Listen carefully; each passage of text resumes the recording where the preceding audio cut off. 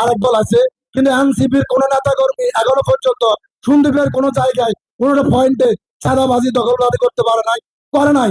তাই আপনি এনসিপি করবেন। আপনারা কে প্রমাণ দিতে পারবেন না যে এনসিপির কোন একটা নেতা কর্মী, যুব শক্তি, ছাত্র শক্তির কোন নেতা সন্দ্বীপের আনাচে কানাচে কোন জায়গায় কোন চাঁদাবাজি করছে, দখলবাজি করছে? আমরা এনসিপি বাংলাদেশের প্রতিটা জনগণের জন্য কাজ করি। সে এনসিপির হাতকে শক্তিশালী করার জন্য আপনারা দলে দলে যোগদান করবেন সে আশা করছি। এই পবিত্র মাহে ঈদুল হাজা গিয়েছে, আমরা দেখেছি আমাদের এনসিপির কোন নেতা কর্মী কোন হাট দখল করে নাই, কোন বাজার দখল করে নাই। আমাদের এনসিপি আপনাদের জন্য কাজ করেছে। যখন ঘাটে আমাদের একটা বাইকে নির্যাতন করেছে, যে পুরাতন সিন্ডিকেট গুলা, সেখানে আমাদের এনসিপির লোকজন কথা বলেছে। আমাদের এনসিপির কোন নেতা কর্মীর টাকা পকেট বাড়ি করার জন্য রাজনীতি করে না, বাংলাদেশের জনগণের জন্য রাজনীতি করে, বাংলাদেশের জনগণের অধিকারের জন্য রাজনীতি করে, বাংলাদেশের প্রতিটা মানুষের জন্য তারা রাজনীতি করে।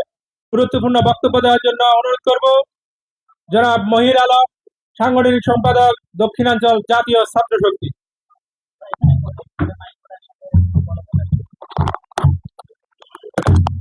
এটা আবার এনসিপি নতুন করে দেখালো আর কি।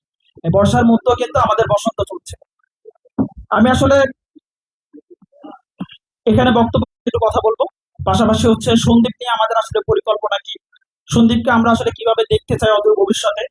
সেটা আমাদের সময় লাগতে পারে, 5 বছর, 10 বছর, 15 বছর লাগতে পারে, কিন্তু আমরা একটা জার্নি স্টার্ট করতে চাই আজকে থেকে। তো সেই জার্নিতে আপনারা সবাই এখানে উপস্থিত হয়েছেন, এজন্য আবারও আপনাদেরকে ধন্যবাদ। এনসিপি কেন আমাদের পাওয়ার কথা না, ওনারা তো গরিব না, ওনারা তো দুস্থ না, তাহলে এই টাকাগুলো আসলে কোথায় যাচ্ছে? এই সমস্যাটা আসলে আমাদের জনগণের। আমরা কিন্তু জনগণ কখনো প্রশ্ন করতে পারি না, আমরা প্রশ্ন করতে ভয় পাই। আমরা মনে করি জনপ্রতিনিধি মানে হচ্ছে সে সৃষ্টিকর্তার পরে ওই আসলে সবচেয়ে বড় দেবতা, তারা প্রশ্ন করলে মনে হয় কি না কি হয়ে যাবে, এই জন্য আমরা প্রশ্ন করতে ভয় পাই। কিন্তু এই প্রশ্ন না করার টেন্ডেন্সি একদিন একটা নেতাকে স্বৈরাচারে পরিণত করে। আমরা যদি কথা না বলি, একদিন বলবো না, 2 দিন বলবো না, 3 দিন বলবো না, দেখবেন এটা আস্তে আস্তে আস্তে আস্তে ওই জায়গায় চলে গেছে। অলরেডি কিন্তু আমরা দেখতে পাচ্ছি যে আমাদের ঘাটে যে এক নায়কতন্ত্র কিন্তু প্রতিষ্ঠিত হয়ে গেছে। এক নয়ন গ্যাং এর কারণে কিন্তু আমরা এত অতিষ্ঠ, কিছু বললেও কোনো লাভ নাই। সে কিন্তু ঠিকই আপনার থেকে 270 টাকার ভাড়া 300 টাকায় নিয়ে যাচ্ছে, 260 টাকার ভাড়া 300 টাকায় নিয়ে যাচ্ছে। কিন্তু এই ব্যাপারে কিন্তু আমাদের মানে সমষ্টিগতভাবে কোনো আন্দোলন বা কোনো মুভমেন্ট বা কোনো ভয়েস কিন্তু আমরা রেস করতে পারি না। আমরা এনসিপি থেকে কথা বলি, আমরা ছোট দল, আমরা মাত্র শুরু করেছি। আপনাদের অনেকেরই এখানে বাধা বিপত্তি আছে, অনেকে পরিবারের চাপ আছে, পারিপার্শ্বিক চাপ আছে। আপনার চাচা হয়তো বিএনপি করে, আপনার কাকা হয়তো জামাত করে, আপনার আরেক মামা হয়তো আওয়ামী লীগ করতো। এই চাপ এবং পারিপার্শ্বিক বাস্তবতা আপনারা হয়তো কথা বলতে পারেন না, কিন্তু আমরা আপনাদেরকে অবৈ দিতে চাই, আপনারা কথা বলুন। কথা বলে আপনি নিজের বাক্য পরিবর্তন করছেন না। এই নো রুটে একদিন তো আপনার মেয়ে মারা যেতে পারে, একদিন আপনার বাবা মারা যেতে পারে, একদিন আপনার মা মারা যেতে পারে। সমস্যা নেই, আমার মুখে বলি। তো আমরা যদি কথা না বলি, এই কথা না বলার সংস্কৃতিকেই কিন্তু আমরা এই সিন্ডিকেট গুলা আসছে, এই সিন্ডিকেট গুলো কিন্তু ধীরে ধীরে অনেক বেশি স্ট্রং হয়ে যায়। আমরা দেখেছি 5 আগস্টের পর আমাদের সম্মিলিত আন্দোলনের ফলে এই ঘাটতি উন্মুক্ত হয়েছে, কিন্তু 1.5 বছরের মাথায় এই ঘাটতি উন্মুক্ত থেকে আবার কিন্তু এক মুক্ত হয়ে গিয়েছে। তো আমরা আপনাদের কাছে অনুরোধ করবো, আপনারা কথা বলুন, আপনারা সমালোচনা করুন, ব্যক্তি সমালোচনা বাদ দিয়ে সমষ্টিগতভাবে সন্দ্বীপের যেটা লক্ষ্যে, সন্দ্বীপের উন্নতির লক্ষ্যে আপনারা কথা বলুন। তাহলে দেখবেন একদিনে সন্দ্বীপ পরিবর্তন হবে। আপনারা কেউ কি জানেন যে সন্দ্বীপ বাংলাদেশে যে রেমিটেন্স আছে, প্রতি বছরে যে রেমিটেন্স আসে, তার কত পার্সেন্ট সন্দ্বীপ দেয় একক উপজেলা হিসেবে?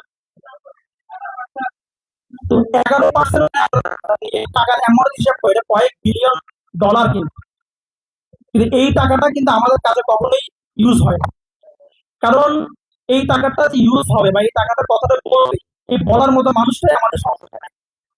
মানে আপনারা হয়তো এমপি হিসেবে একজন চিন্তা করতে পারেন, কিন্তু আমি মনে করি যে নাই, কারণ ওনাকে সংসদে ডাকলে ওনাকে পাওয়া যায়। তো তাহলে আসলে কথাটা কে বলবে? সংসদ কি জিনিস? সংসদ হচ্ছে জনপ্রতিনিধিদের যে কনস্টিটিউয়েন্সি আছে, সেই কনস্টিটিউয়েন্সিকে জনগণের কাছে উন্মুক্ত করা। কি হচ্ছে না হচ্ছে, আমি যে 10 লক্ষ টাকার কথা বললাম, আমি দেখেছি অনেকগুলো এমপি, এমনকি বিএনপির এমপি, তারা কিন্তু লিস্ট করে দিচ্ছে যে উনি কত টাকা কাকে দিচ্ছেন, কিভাবে দিচ্ছেন, কোন টাইমে দিবেন। কিন্তু আমি দেখলাম আমাদের সন্দ্বীপে কখনোই এরকম অনুদানগুলোকে পাবলিক করা হয়, কিন্তু এটা পাবলিক সম্পত্তি। এখন এই দোষটা কি? এই দোষটা রাজনৈতিক দলের যেমন, তেমনি আমাদের সাধারণ নাগরিকের, কারণ আমরা কিন্তু কষ্ট করি না। আমার টাকাটা কোথায় যাচ্ছে এটা যদি আপনি প্রশ্ন না করেন, তাহলে টাকা খেয়ে ফেললে আপনি তাহলে কি করবেন? কিছু করার নাই তো। তো আপনাদেরকে অনুরোধ করবো, আপনারা কথা বলেন, কথা বলতে শিখতে হবে। আমরা কথা বলার জন্য রক্ত দিয়েছি। আমার এখানে ওই যেখানে ফাহাদ ভাই আছেন, ফাহাদ ভাইকে দেখে আসলে আমার একটা কথা মনে পড়ছে। 5ই আগস্ট হচ্ছে আমি ঢাকায় আমি বেলি রোডে ছিলাম। তো বেলি রোডের মোড়ে আমি যখন দাঁড়াই আছি, আমার সামনে হচ্ছে পুলিশ, পিছনে হচ্ছে সেনাবাহিনী। কারণ বেলি রোডের পিছনে হচ্ছে মন্ত্রীপাড়া। তো মন্ত্রীপাড়াকে প্রোটেক্ট করতেছে হচ্ছে সেনাবাহিনী। আর বেলি রোডের অপর পাশে হচ্ছে রাজারবাগ, ওখানে হচ্ছে পুলিশের ক্যাম্প। আমরা হচ্ছে মাঝখানে। পুলিশ কন্টিনিউয়াস গুলি করতেছে। আমি সকালবেলা বের হওয়ার আগে ফাহাদ ভাইকে ফোন দিলাম যে ভাই, আজকে কি সেনাবাহিনী নামবে কিনা? তো ভাই বললো সেনাবাহিনী নামবে না, তোমরা নামো। ওই যে একটা সাহস, আমি জানি না। ওই দিন আমি সকালবেলা যদি আমাকে কেউ ফেসবুকে ফলো করে থাকেন, আমি দেখবো সকাল 11টায় আমি একটা পোস্ট দিয়েছিলাম যে যুদ্ধে যাচ্ছি, যদি বেঁচে ফিরি তাহলে দেখা হবে, না হলে এখানেই শেষ। আমার আম্মু ফোন দিয়ে কান্না করতে করতে শেষ আমার জন্য, যে আমার ছেলে মনে হয় আজকে গেল। 17 জুলাই আমরা যখন ঢাকা বিশ্ববিদ্যালয় হল ছেড়ে দিই, তারপরে যে আরো 10-15 দিন, প্রায় 16-17 দিনের মতো ছিল, আমাকে বারবার বলা হয়েছে যে সন্দীপ চলে আসার জন্য, চিরন্তন আসার জন্য, কিন্তু আমি আসি না। নিজের তাগিদে আসি না। আমি যদি চাইতাম, নাম ধরে না যাইতাম, আমি যদি বাড়িতে চলে আসতাম, কিছুই হইতাম না। বসে থাকতাম, চাকরি করতাম। কিন্তু আমরা আসলে কি চাই? আমরা চাই জনগণের ভাগ্যটা পরিবর্তন হোক। আর কতদিন এই জনগণ এই নিষ্পেষিত হবে? এই থার্ড টায়ারের সিটিজেনদের মাধ্যমে কিভাবে ফার্স্ট টায়ারের মানুষজন নির্যাতিত হয়, এটা আপনি যদি রাজনীতি না দেখে তাহলে বুঝতে পারবেন। তা আমরা চাই এই পরিবর্তনটা অবশ্যই হইতে হবে।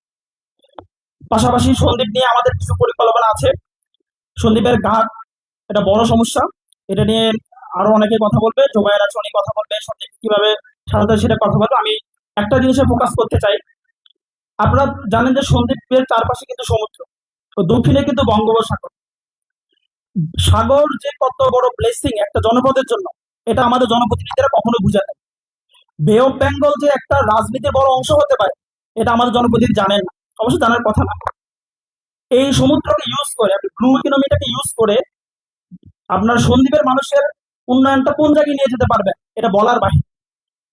আপনারা অনেকে চিন্তা করেন, অনেকে মাঝে মাঝে বলেন যে পদ্মা সেতু যদি হতে পারে, তাহলে সন্দ্বীপ চিটগাঙ্গের সেতু কেন হবে?